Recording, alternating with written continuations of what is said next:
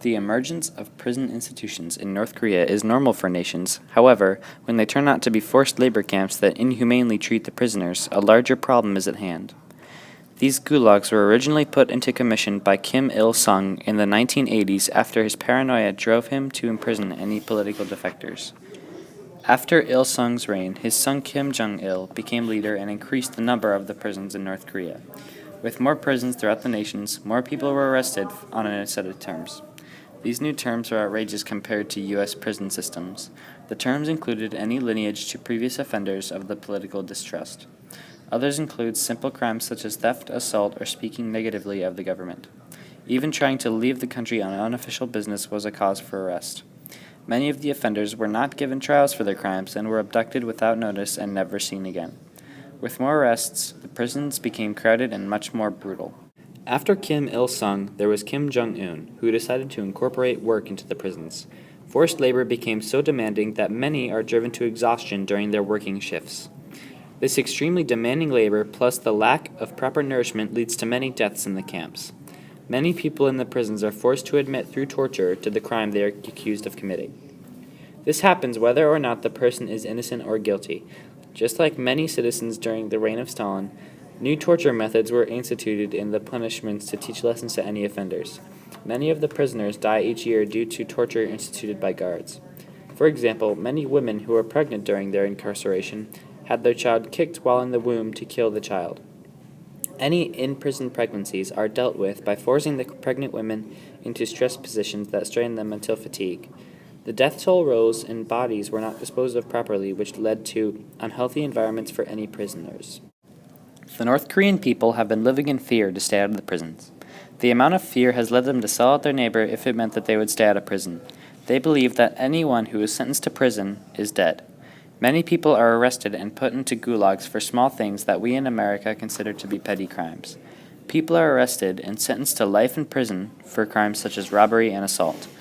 But even if you never violate any rule ever, you are still at high risk of being arrested and sentenced to a life of harsh labor. A testimony from a previous guard at Camp Number 16 revealed the various ways someone can be arrested, as well as forms of torture that are used on the prisoner. The name of the guard is Lee, but to protect his family, he declined to provide his full name. He explains how people may be abducted if suspected of a crime. He also describes the camp that holds over 20,000 people for various crimes. This happens to be one of the largest prisons with an area of 200 square miles. Many people are arrested after being accused of spying by the North Korean government.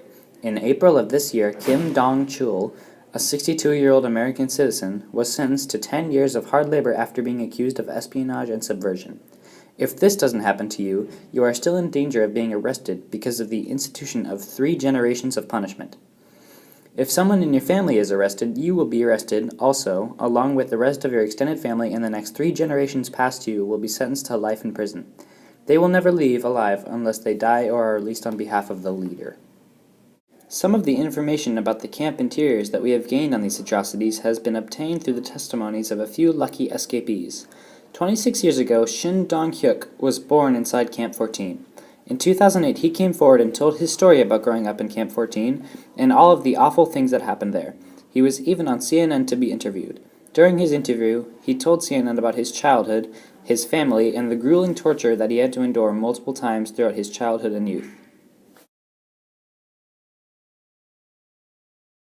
He was tortured because his mother and older brother were accused of trying to escape.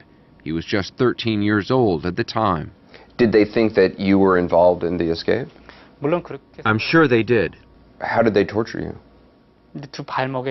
They hung me by the ankles, and they tortured me with fire. And from the scars that I have, the wounds on my body, I think they couldn't have done more to me.